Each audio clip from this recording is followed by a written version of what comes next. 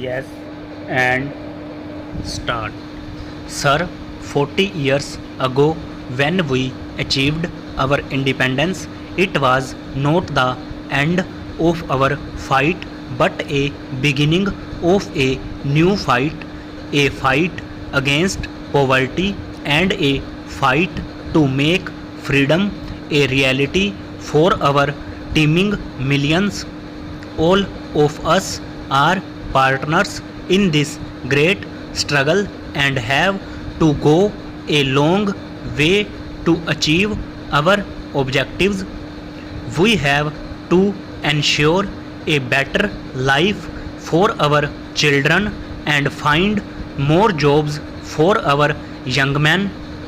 During the last 50 years, we have covered a long journey, a journey not of comforts alone but of many hardships, difficulties, and dangers. But as you know, we are today stronger than ever before.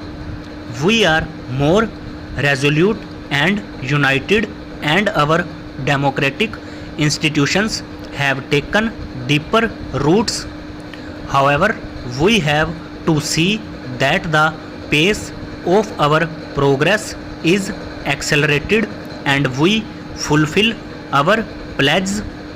As you know, we have made some progress and have a number of achievements to our credit, but I regret to say that there are some people in our country who even question these achievements. There is a mighty upsurge in India today, and we all should try to gear ourselves to meet the challenges before us. We should strive for unity and strength to achieve our objectives. Any temporary difficulty or our failure to do things should not lead us to believe that there has been no progress. We do make mistakes sometimes, but these cannot nullify our achievements, which we criticize ourselves for our shortcomings. We should not overlook our many achievements. We have to do some heart searching and decide what the shape of things should be. Almost every year, as you know, we face droughts in some parts of the country and floods in others. But the impact of such tragedies today is not the same as it used to be years ago. Previously, whenever there was drought in rural areas, there was hardly any assistance from outside. But things are quite different now. We take immediate steps to rush aid to the affected areas and face the calamity unitedly. We cannot prevent the vagaries of nature, but we can always face them unitedly. A significant development we see is the increasing self reliance among our people and a belief that they alone are the masters of their destiny. This is our greatest asset and a source of our real strength. As you know, we have made considerable progress in the fields of agriculture and industry.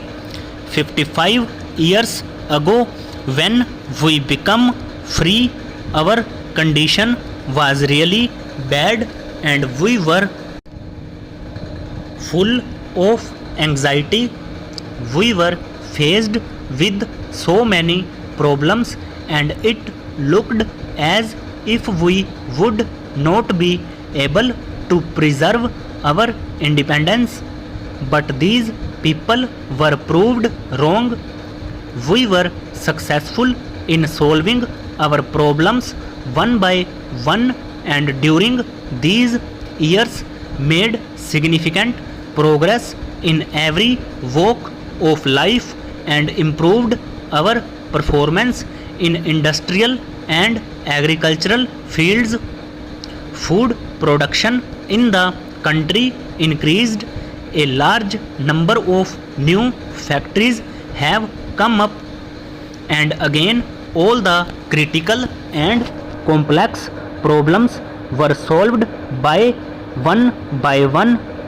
Production of steel and electricity has increased. Many heavy machines which we were formerly importing are now being manufactured in the country. The development of heavy industry has enabled us to manufacture other machines indigenously. It is true that our production is largely due to rapid increase in our population, so we are always faced with the problem of how to meet the demand which is increasing day by day. Some people do not see things in proper perspective and try to belittle the achievements. Such persons who close their eyes to the realities are no friends of the people. I would like to take this opportunity to thank our armed forces for their heroic and courageous deeds. These brave soldiers and officers of our army, navy and air force have made great sacrifice to safeguard freedom of the country, which has been attacked 5 times. I firmly believe that the freedom of India will always be safe in their hands. We express our gratitude and sympathies to the families of our brave soldiers and officers who lost their lives in the fighting. All of us, including our army and police, have to make a united effort to uplift the country. We fully realize that the real strength of a nation depends on its progress, on its ideology, on the unity of its people, on the readiness of its people to make sacrifices. We see lot of tension in the world today.